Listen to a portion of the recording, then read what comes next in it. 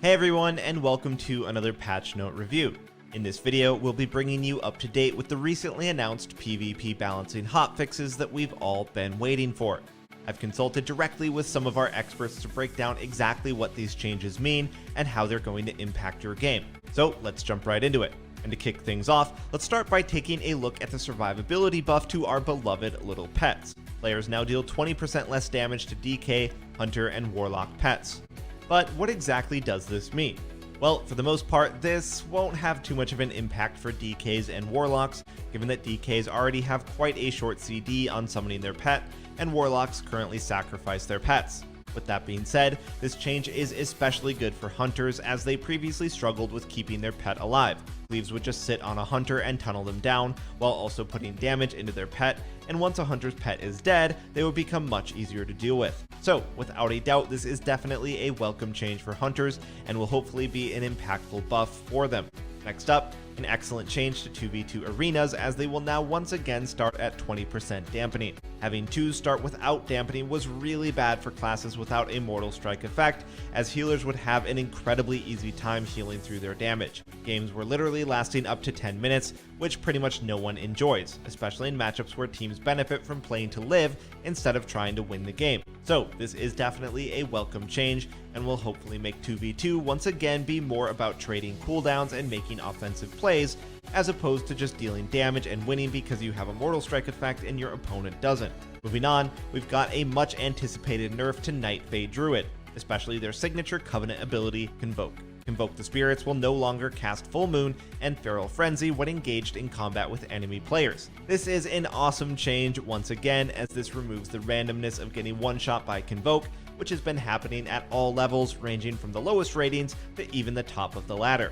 With that being said, this will not make Convoke useless for balanced druids, as you can still proc back-to-back Star Surges, but this change at least removes the chance of landing huge full moon hits that would literally erase a player's health bar in a fraction of a second without them having a chance to even react. Up next, we've got some reasonable nerfs to the Mage's Triune Ward Legendary and Combustion. Starting off with the nerf to the Mage's Legendary, this will now be at 50% effectiveness in PvP situations, as opposed to the previous 65%. This is essentially a 23% nerf to the shields, definitely making it noticeable.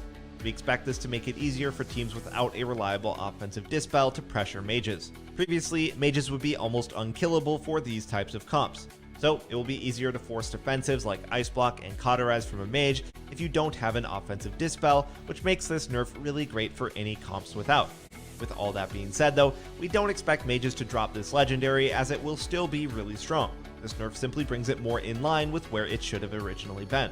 On top of the nerf to the Mage Legendary, we've also seen a nerf to Fire Mages, as their Conduit Infernal Cascade's effectiveness is now reduced by a third in PvP situations. This equates to around a 9.8% nerf with a 226 item level Conduit. This nerf won't kill the spec, and Combustion will still be a very deadly cooldown. It's just going to give players slightly more time to react and trade defensives to survive. The last change to look at is a healing nerf to all 3 Paladin specs. Starting off with Holy, their Divine Favor talent cooldown has been increased to 30 seconds, up from 25.